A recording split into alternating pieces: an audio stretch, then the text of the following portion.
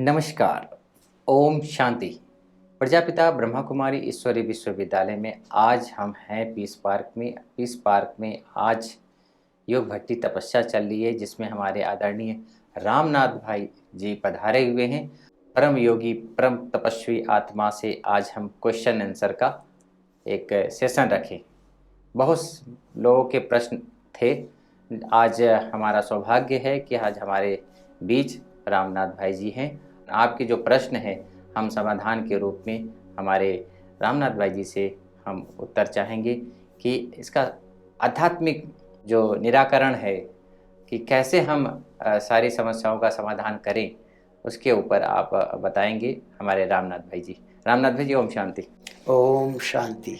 रामनाथ भाई जी, जैसे कि हमारा ये सेशन चल रहा है कि प्रश्न उत्तरी कार्यक्रम, काफ़ी लोग ऐसे दुविधा में रहते हैं जो ज्ञान को यथार्थ रूपी से समझ नहीं पाते हैं, जिसके कारण वो कंफ्यूज रहते हैं। तो काफ़ी लोगों के क्वेश्चन आए हुए हैं, जैसे कि हमारे फर्रुखाबाद से हमारी सीमा बहन जी हैं, वो कह रही हैं कि ब्रह्मा ने संकल्प से सृष्टि रची, तो सृष्टि किसे कहेंगे? विश्व को कहेंगे, ब्रह्मांड को कहेंगे, परमधाम को कहेंगे? सृष्टि किसे कहते हैं? ओम शांति। ब्रह्मा ने सृष्टि रची तो ब्रह्मा कौन, प्रश्न आएगा ना। तब इस सृष्टि में दो ही शक्तियां हैं, प्रकृति और पुरुष। परमात्मा भी पुरुष ही है, ये आत्मा ही है। जैसे स्कूल में सभी बच्चे उसमें से एक को मॉनिटर बनाते हैं, तो इसे एक ये परमात्मा आत्मा सदा परम धाम में रहता है, सर्व शक्तियों से संपूर्ण। वो जब इस सृष्टि पर आना है, क्योंकि उसको अपना शरीर नहीं है, तो कैसे आएगा? तो दादा लेखराज जो 60 साल के थे, उनको साक्षात्कार कराते हैं कि आप क्या थे, आपको क्या बनना है, आपको क्या करना है। फिर उनके तन में प्रवेश कर उनको ये सारा ज्ञान समझाते हैं, सारा सृष्टि का ज्ञान। उन्होंने नाम रखा कि आप प्रजापिता ब्रह्मा हो और आपको ये सेवा करना है। उन्होंने अपने परिवार वालों को ये ज्ञान सुनाया। क्या ज्ञान सुनाया? कि आप आत्मा हो, ये शरीर है, ये प्रकृति है। आत्मा ब्रह्मांड से परम धाम से आई है। जब ये सारा ज्ञान उनको समझ में आया, उन्होंने औरों को बताया। तब जिसको बताया उनको कहते ब्रह्मा कुमार ब्रह्मा कुमारी। उनके द्वारा ये सृष्टि का बीज बोया परमात्मा ने।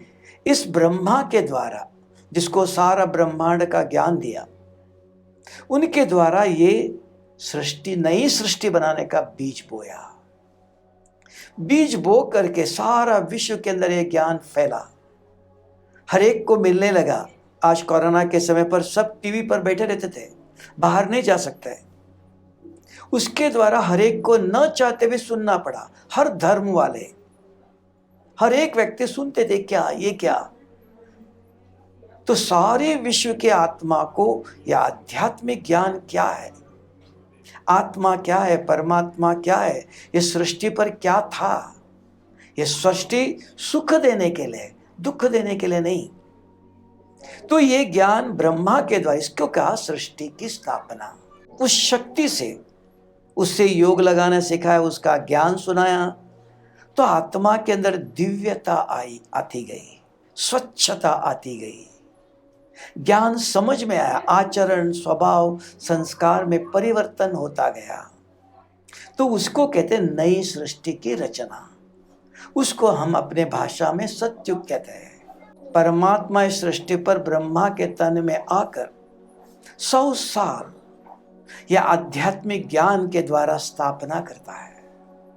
तब कहते हैं आदि सनातन देवी देवता धर्म किसने स्थापन किया? कौन गुरु है? वही निराकार सत्यम शिवम सुंदरम। उसने आके ये आदि सनातन देवी देवता धर्म की नींव डाली। फिर अनेक अनेक धर्म होते गए। सतयुग आया, त्रेता आया, द्वापर आया, कलयुग आया। इसके बाद कलयुग के अंत में फिर से वो आता है।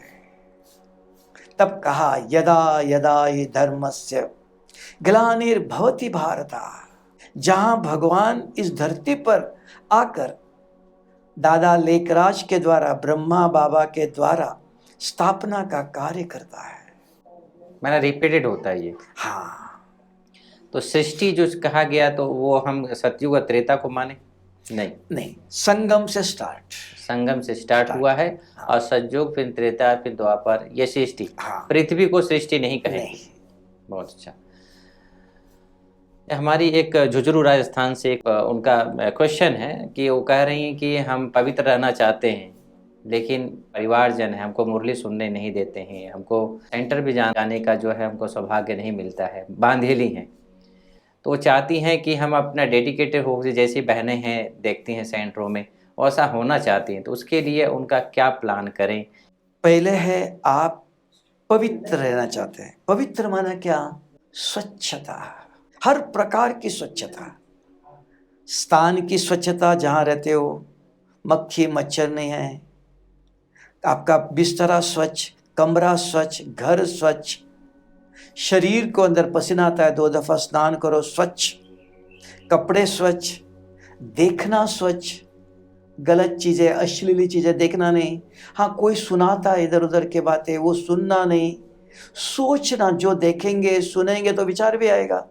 तो जैसे बच्चा कुछ करता है, माँ समझाती है, तो बुद्धि के अंदर ये रोज सत्संग से सतगति कहा, जो ज्ञान आप सुनते हो याद है, तो मन में गलत पुराने विचार आते हैं, नहीं ये नहीं सोचना है, ये ठीक नहीं। तुरंत अच्छे गीत सुनते हो, मुरली बार बार सुनते हो, पढ़ते हो, औरों को सुनाते हो, उनको पुराने संस्कार को एमर्ज करने का चांस नहीं देते हो। अगर ये स्वच्छता आपके अंदर है, घर में रहते हुए अगर रोज आपको सेंटर में जाना नहीं देते तो भी चलेगा, आप कभी हफ्ते में 1 दफा जाकर पुराने मुरली लेके आओ, जब घर में समय मिला तब पढ़ो, कोई बंधन नहीं, सदा जाने की जरूरत नहीं। अगर आपको बंधन समझते हो, आप अपना जीवन स्वच्छ रखो, अपने आप घर वाले प्रभावित होंगे आपके जीवन को देखकर। और ये स्वच्छ रखती है, अच्छे विचार करती है, कोई गलत चीज नहीं देखती है, सोचती नहीं, बोलती नहीं, सब घर का काम करते हैं। एक दिन आएगा उनको अपने आप आपके आचरण देखकर, आपके विचार, उनको एक दिन समझ में आएगा, इसको जो चाहे करने दो। अपने आप कहेंगे, आप जहां आपको अच्छा लगता जाओ, देखो सेंटर में जाओ, सेंटर में रहना चाहते हो आप, तो ऐसे कोई आके रह नहीं सकता है। अगर माँ बाप को आप समझाते हो, मेरा जीवन का ये लक्ष्य है, मुझे ऐसा करना है, अगर माँ बाप को एक बार आप माउंट आबू बुलाओ, सेंटर में लेके जाओ, उनको दिखाओ ये ज्ञान क्या है, ये जीवन क्या है, दिखाओ, तो वो अगर लेटर लिख के देते हैं कि हमारी बच्चे को हम ईश्वरीय सेवा में समर्पित करते हैं, तो सेंटर में आप रहते हो, फिर वहाँ सेवा करते हो, फिर मधुबन में, माउंट आबू में ट्रेनिंग होता है, 15 दिन तक टीचर्स ट्रेनिंग, कैसे ज्ञान सुनाना चाहिए, कैसे भोग बनाना चाहिए, कैसे सेवा करना चाहिए, कैसे स्वच्छता चाहिए। फिर जहाँ सेंटर में आप रहेंगी तो वहाँ समर्पित होंगी। 1 साल, 2 साल, 3 साल, 4 साल, 5 साल लगते हैं, एकदम नहीं। जिस सेंटर में रहते हो उनको भी पसंद आया, आपको भी पसंद आया, परिवार भी खुश, जो ईश्वरीय परिवार वो भी खुश, तब सेंटर के बहन आपका रजिस्ट्रेशन करती है, माउंट आबू में समर्पित का फॉर्म भरती है, तब आपको टीचर समझकर आपको बैच भी दिया जाएगा, तब आप टीचर हो गए, समर्पित हो गए। तो ये प्रक्रिया है। इसमें भाई साहब पति से तलाक भी बिना, अगर आपने शादी किया हो तो तलाक नहीं। इसके लिए मैं एक उदाहरण बताता हूँ प्रैक्टिकल। अपना ग्लोबल हॉस्पिटल है माउंट आबू में, तो वहाँ जिस भाई ने शुरू किया करने का प्लान किया, उसने शादी की थी और उन्होंने, उसके वाइफ ने कहा कि मुझे साध्वी बनना है, संत बनना है। उन्होंने कहा कि शादी क्यों किया? नहीं, आपको नहीं कहती हूँ मैं, आप भी साधु बनो। लेकिन आपको आपका जीवन का लक्ष्य है वो आप करो। मैं अपनी बहन है, मैं अपनी बहन को आप तो शादी कराती हूँ, लेकिन मैं अगर अकेले घर में रहूं तो मुझे रहना नहीं देंगे। आपके मुझे सहयोग चाहिए। और आपको जीवन में वैराग्य नहीं बनो, आप शादी नहीं करो ऐसा नहीं कहती हूँ, आप भी मेरे जैसे साधु बनो नहीं। आपको मैं अपनी बहन देकर आपको शादी कराती हूँ। उन्होंने कहा ठीक है। वो साध्वी भी बनी और ये इसने शादी करके आज इतना बड़ा ग्लोबल हॉस्पिटल बनाया। तो सब आप अपने पति को समझाओ। अभी मैंने और एक देखा, लिविंग, एक माता बहन थी, शादी किया है, बच्चे नहीं थे, तो वो हमको एक दिन मिली। मधुबन आओ, सेंटर में जाओ, सब जगह पर सेवा करो। अभी पति ने उनको अमेरिका भेजा, देखने के लिए जाओ, अमेरिका में 2-3 महीना रहेंगी। पति ने भेजा, सब कुछ खर्चा सब करता है। और इसको भी कहा जो शादी करके वाइफ आई उनके साथ भी मेरी बहन समझ के चलना, कोई कुछ बोलना नहीं। और ज्यादा समय वो सेंटर में कहीं कहीं सेवा में रहती है। पति ने शादी किया, 2 बच्चे भी है, बिजनेस भी है उनका, दोनों खुश है। ऐसे नहीं मेरे कारण आप भी ऐसे बनो, नहीं। हमने कहा उनको ज्ञान सुनाओ, उनको ये करो, नहीं बोलना, उनकी अपनी इच्छा दिखाओ। सेंटर में लेके आए, ज्ञान सुना, देखा, बहुत 2 घंटे 3 घंटे बैठे, डिस्कशन भी किया। लेकिन वो बिजनेस छोड़ नहीं सकता, बिजनेस कर रहा था। हमने कहा आप करो। फिर इन्होंने पूछा वो शादी करना चाहता, हमने कहा करने दो, आपको क्या तकलीफ। आप भी जब घर में जाते हो तो वो कहते हैं आपको जैसे चाहे बना के खा लो, आप रहो यहाँ। उन्होंने इतना भी कहा आपको चाहे तो मैं अलग एक मकान बना के देता हूँ। अगर आप चाहते हो नहीं मुझे गृहस्थ जीवन जीना है, हाँ जी लीजिए, आप शादी करो, आप अपने बच्चों के साथ रहो, मैं भी रहती हूँ, मुझे भी कोई तकलीफ नहीं है। मैं घर में जो भी सेवा करना मैं उनके साथ मिल के चल सकती हूँ। नहीं, कई सेंटर में जाके कभी कभी सेवा भी कर सकती हूँ, 1-1 महीना 2-2 महीना जाके रहो। वो आपके संस्कार है। जो बहू आई, वाइफ आई दूसरी उसकी, उनके साथ मिल के चलना है, ये आध्यात्मिक ज्ञान कहता है। पति को भी स्वतंत्रता, आपके कारण बंधन नहीं, वो भी आपको बंधन है, आप भी रहो। ये जीवन है। तलाक दे दो, डाइवर्स दे दो, ये सब नहीं। एडजस्ट करना। नोएडा से एक रिंकी बहन का मैसेज आया, वो कह रहे हैं कि भगवान को वैद्यनाथ कहते हैं, तो क्या हम बिना दवाई का अपनी बीमारियों को ठीक कर सकते हैं? शिव बाबा जब ब्रह्मा के तन में आया शुरू में, तब माउंट में ही एक बहन को इतनी डायरिया हुई, डायरिया हो करके जैसे कि कहा बाबा ये गई। ब्रह्मा बाबा ने रात को 2 बजे एक भाई को कहा, बाजू में एक गाय है एक व्यक्ति के पास, उनको बोलो बाबा को दूध चाहिए। 2 बजे उसको उठाकर, उसकी भी विश्वास था, उसने उठ करके दूध निकाल के दिया और बाबा ने अपने हाथ से 2 चम्मच उस बच्ची को पिलाया। डायरिया बीरिया सब खत्म। अपने आप नहीं, जहां जरूरत है, ऐसे एक नहीं बहुत सारे उदाहरण है। तो ऐसे भगवान ने आके अपने रथ के द्वारा ये जो टाइटल दिया, अपने आप नहीं दिया, कुछ कर्म किया है। अभी भी आप कहेंगे आप बाबा तो नहीं, अभी क्या, अब बाबा कहता है बच्चे अपने खाना स्वच्छ रखो। जैसे माउंट में कितने 400 बच्चे थे, माताएं बहनें, कोई ठंडी बहुत थी, गर्मी में गर्मी बहुत, तो बीमार पड़ते थे। तो बाबा ने 15 दिन छाछ और बाजरे का दोड़ा, बस और कुछ नहीं।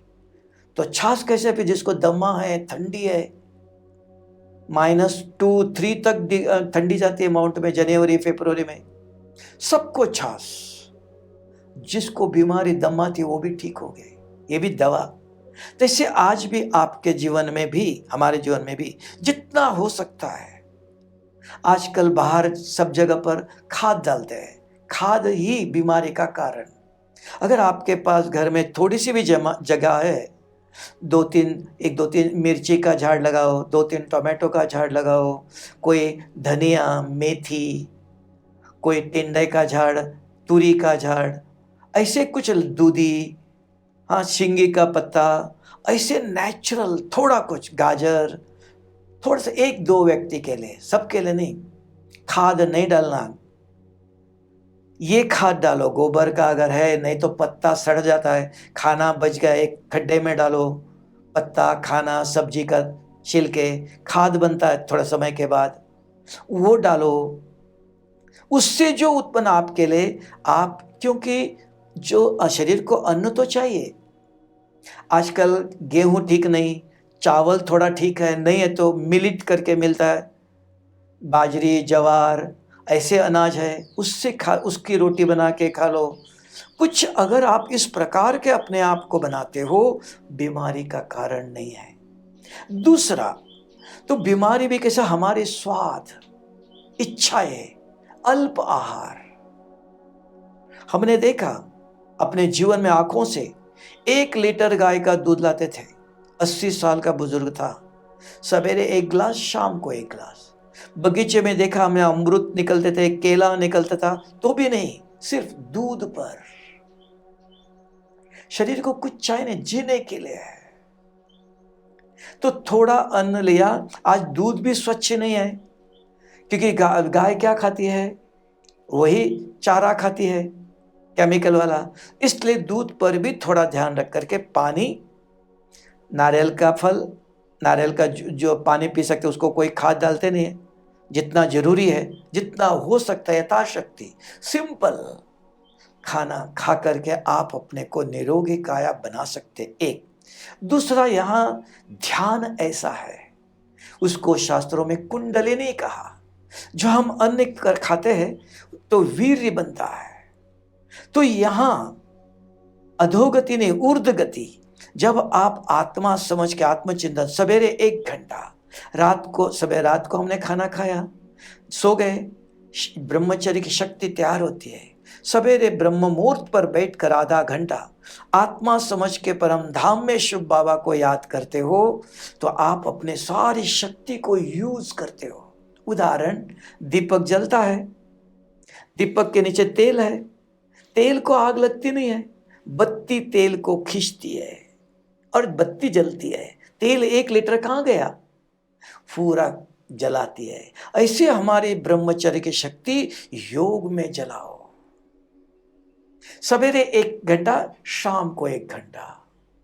जो हमने खाना खाया उस शक्ति को 3 यूज है, या वेस्ट करो, या संतान उत्पत्ति के लिए यूज करो, या योग में जलाओ। जो पवित्र है वो योगी है। अगर आप अपने शक्ति को शरीर में पूरा एकाग्रता में यूज करते हो, तब का योगी की काया निरोगी, अपने आप अल्प आहारी बनता है।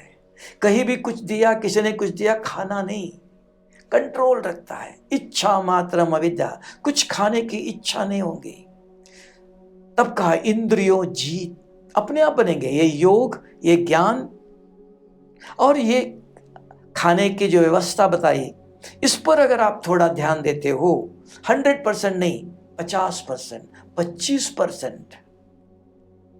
हम एकदम सब कुछ त्याग करो, सन्यासी बनो, ऐसा नहीं कहता हूं। जो हो सकता है तो भी निरोगी रहा जा सकता है। बहुत खूब।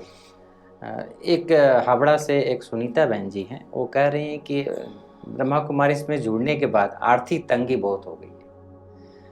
उस समय नहीं था जब हम ज्ञान में नहीं चलते थे, बहुत अच्छा स्मूथ प्रकार से जो है परिवार चलता था, लेकिन ज्ञान में जुड़ने के बाद उनके अंदर में, उनके परिवार में जो है आर्थिक तंगी आ गई। तो क्या ब्रह्मा कुमारी के ज्ञान को एक्सेप्ट करने के बाद ये होता है, या उसका कोई समाधान भी है? नहीं, आर्थिक तंगी नहीं होती है। अगर आपका पति नौकरी करता है तो नौकरी, सेवा, जॉब अच्छी तरह से करता है, उसका हर मन पगारता है। अगर बिजनेस करता है तो क्या हो रहा, बिजनेस में पहले एक ही बिजनेस, उसी में दिन रात लगे रहते थे, न भूख न प्यास, पैसा कमाना है। अभी ज्ञान मिलने के बाद क्या होता है, समय पर बिजनेस पे नहीं जाता है। सवेरे मुरली सुनी, 8 बजे गए, सवेरे 6 बजे जाता था, 8-9 बजे गए, सेंटर में को आज कुछ प्रोग्राम है, आज गए नहीं। बाबा ने कहा विनाश होने वाला है, धन थोड़ा सा कितना चाहिए, 2 रोटी के लिए कितना चाहिए। ऐसे ये सुन सुन करके एक मनोस्थिति ऐसी बन गई, कमाने की इच्छा चली जाती है।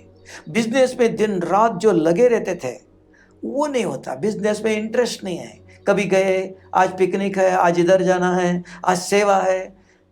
उसके कारण जो बिजनेस में लगे रहना चाहता, जो धन की कमाई होनी चाहिए वो कम हो रही है। ये हमारी स्थिति। ज्ञान सुनने का हम वैराग्य आ जाता है। बाबा भी कहता है कभी कभी, बच्चे एक व्यक्ति को 2 रोटी खानी है, इतनी मेहनत क्यों करते हो?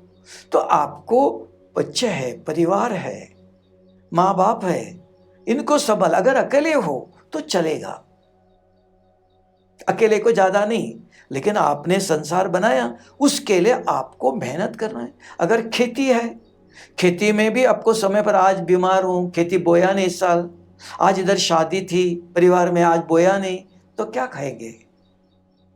तो वहां भी समय पर मेहनत करनी है, खेती बोनी है, अनाज बोना है, झाड़ है, नारियल का झाड़, केला, कोई भी सब्जी कुछ भी हो उगाओ, कुछ मेहनत करना जरूर है। बाबा ने मेहनत कम करो नहीं कहा, वैराग्य नहीं दिलाया। संसार बनाया तो कर्म करो। अगर अकेले हो तो बहुत कमा, दिन रात उसी में समय जाता है, अपना ज्ञान योग नहीं होता है। उसके लिए कहा जो बिजनेस करना हो 24 घंटे उसमें लगे रहो, उसमें थोड़ा कम करो जितना जरूरी है, कि और कोई नहीं। अगर आप 1 लाख रुपए आपको 1 साल में चाहिए तो आपको इतनी कमाई करनी पड़ेंगे ना, अपने आप ऊपर से धन तो नहीं आता है। भगवान धन देता है, भगवान ज्ञान देता है और ध्यान करने की विधि बताता है, इतना ही। उससे आप अपने को संतुलित रखो, किसी में टू मच नहीं तो आजकल दुनिया में ऐसे बिजनेस माना, सवेरे से रात तक उसी में, उसी के विचार, उनके बुद्धि में ज्ञान नहीं ठहरता है, उसके कारण योग भी नहीं है, उसके कारण काम, क्रोध, लोभ, ये खाना चाहिए, ये घूमना चाहिए, ये चाहिए, कार चाहिए, मोबाइल चाहिए, ये सारा खर्चा बढ़ रहा है, एक्स्ट्रा हो जाता है। हाँ, कमाई इतना नहीं हो रही है, उसके कारण। आवश्यकता है उतना हम यूज करें। लास्ट क्वेश्चन हमारे बिहार से भारती बहन का है। वो कहती हैं कि हमारे परिवार में जो है सबकी शादी हो गई है, भाई नहीं है, मैं अकेली हूँ, लेकिन मैं समर्पित होना चाहती हूँ, लेकिन माँ बाप हमको समर्पित होने नहीं दे रहे। संपत्ति की कोई कमी नहीं है, धन दौलत की कोई कमी नहीं है, लेकिन ब्रह्मा कुमारी बनने नहीं दे रही। तो हम निर्बंधन कैसे बने? ना, बंधन निर्बंधन अभी भी हो, आपको कोई बंधन नहीं। माँ बाप समझते हैं, परिवार समझते हैं, तो आप उधर जाके सन्यासी उधर क्या होगा? नहीं, घर में रहो, माँ बाप के लिए खाना बनाओ, उनकी सेवा करो, परिवार की, सवेरे उठ करके योग करो, आधा मुरली सेंटर से लेके आओ, या पुरानी भी मुरली भी, नहीं तो आजकल टीवी में, मोबाइल में मिलती है। सवेरे आधा घंटा बैठकर योग करो, आधा घंटा मुरली सुनो, 2-3 पॉइंट नोट करके रखो, घर में माँ बाप की सेवा करो, खाना बनाओ, परिवार की, घर की सफाई करो, कपड़े धो लो, कर्म योग। सेंटर में जाएंगे तो वही करना है, सारा दिन उधर योग में नहीं बैठेंगे। हाँ, कोई मिला, कोई आया तो उनको ज्ञान सुनाओ।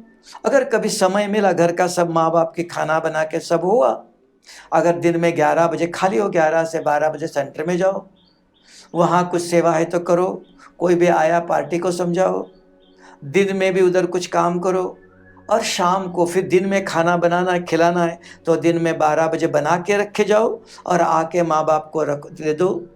अब एक बहुत बहनें हैं, क्या करती है, सारा दिन घर में रहती है, रात को सोने के लिए सेंटर में जाती है, क्योंकि अमृत वेले वहाँ योग करना चाहिए, मुरली सुनना चाहिए, सवेरे आती है। कई बहनें हैं सारा दिन सेंटर में रहती है और रात में माँ बाप है, माँ घर में खाना बनाती है, पिताजी को सेवा करती है, लेकिन माँ बाप कहते हैं सेंटर में नहीं रहना है, सेंटर में रात को घर में आती है।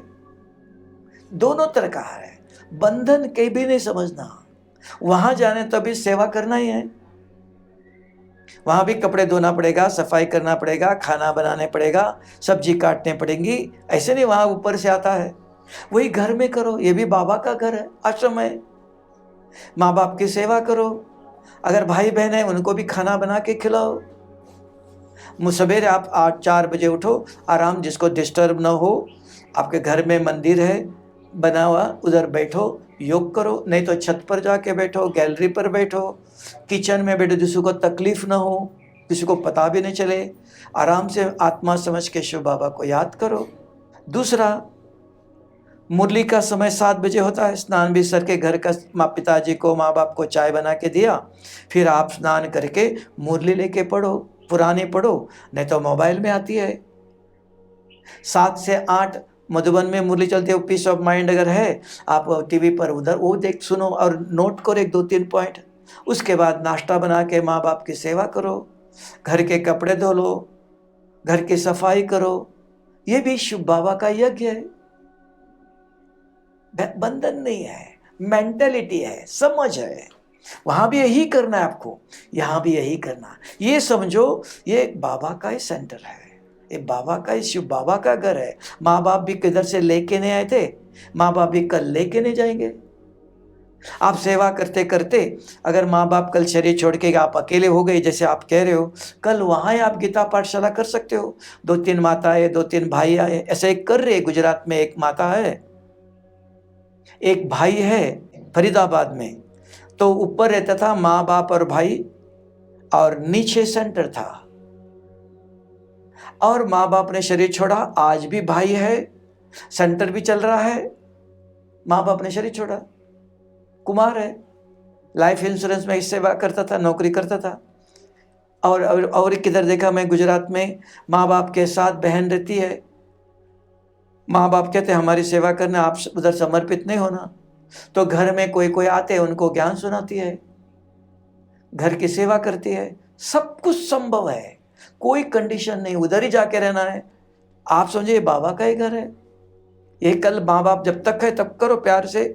और उसके बाद कोई आया, 2 लोग आया, 4 लोग आया, शाम को आधा घंटा योग करो, आधा घंटा मुरली सुनाओ। एक शाम को करो 1 दफा, फिर सवेरे शाम 2 टाइम करो। तो वही गीता पाठशाला, धीरे धीरे वही सेंटर बनेंगे, है ना। ऐसे ही चलता है। अपनी फीलिंग को, अपनी भावनाओं को हाँ, वो परिवर्तन करे हाँ। कि हमारा मतलब ये समझ में आता है, परिवर्तन करना कुछ भी नहीं, ज्ञान बाबा सुनाता है। गृहस्थ को आश्रम बनाओ का। बॉम्बे में बाबा ने, ब्रह्मा बाबा ने सेंटर खोला सबसे पहले। 2 बहनें, 2 भाई, माँ बाप चारों, आज तक चल रहा है। तो गृहस्थ आश्रम करना, सन्यास आश्रम नहीं, सब कुछ छोड़ के जाके बैठना नहीं। अगर जरूरत नहीं है, कोई नहीं, अगर माँ बाप खुशी से कहते आप शादी करके भेज देते आपको, तो आप भगवान की सेवा करो। अभी भी एक बहन है, तो उनको भाई, माँ बाप, और वो स्कूल में टीचर है, 50,000 रुपये पर मंथ कमाई करती है। तो माँ बाप कहते हैं तुम भले शादी नहीं करो, लेकिन तुम सेंटर में नहीं रहना है। क्यों? पैसे है। माँ बाप के पिताजी चुप रहता, माँ कहीं भी जाती है उसके साथ जाती है। वो मधुबन भी आती है, माँ आती है। एक सेंटर में 1 महीना छुट्टी लेकर गई, वहां भी माँ आई। माँ कहते मैं रहूंगी आपके साथ, आपको सेंटर में नहीं रहना है। ठीक है, घर में सेवा कर रही है, माँ बाप की सेवा करती है, घर में भाई भाभी भी है, दोनों संभव है, सिर्फ समझने का। क्या करना चाहिए, सबको एक जैसा नहीं होगा ना, हमारा हाथ सभी एक जैसा नहीं है। ये छोटी अंगुली एक मोटी है, एक लंबी है, हर एक की व्यवस्था सभी बाबा ने हर एक को सॉल्यूशन दिया है। जिसकी जैसी परिस्थिति है वैसा चलो, जो फ्री है, कोई बंधन नहीं।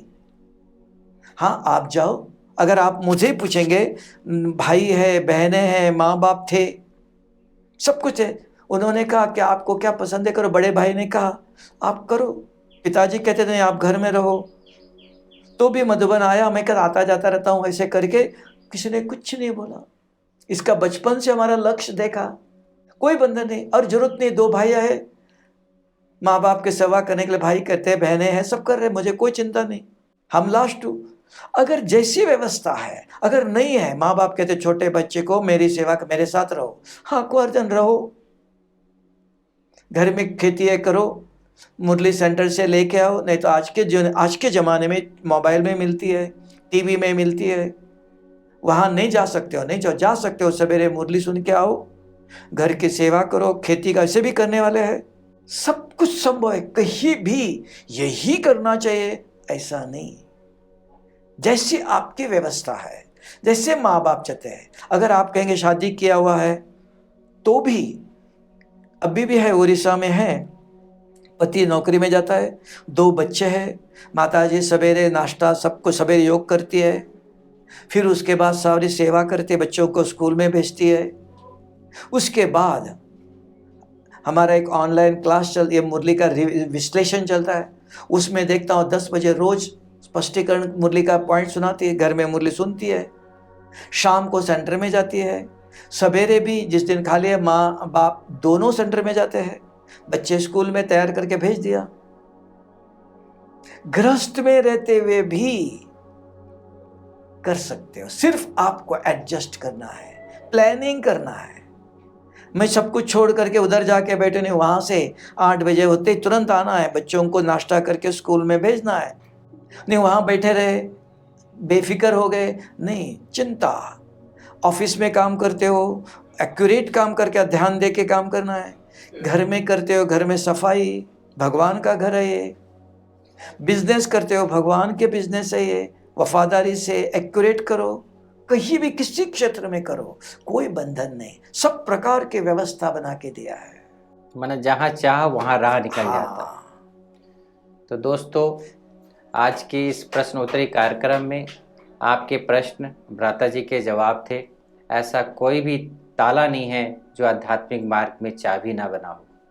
ये सबसे बड़ी चीज़ है कि आध्यात्मिकता में मार्ग में चलने वाले जो भी हमारे भाई बहनें हैं, आपके कोई भी सुझाव, कोई भी किसी प्रकार का कोई प्रश्न हो, मन में दुविधा हो, दुख हो, तो आप ज़रूर कमेंट्स बॉक्स में जाकर अपना जो है प्रश्न है लिखें।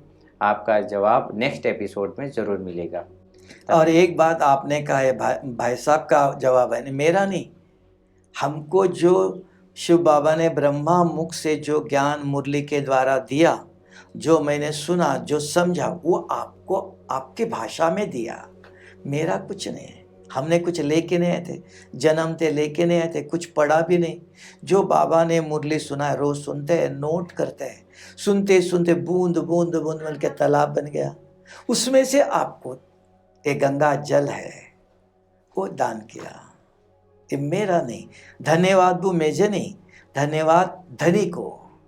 देने वाला कौन, किसका है ये, उनको धन्यवाद। ओम शांति।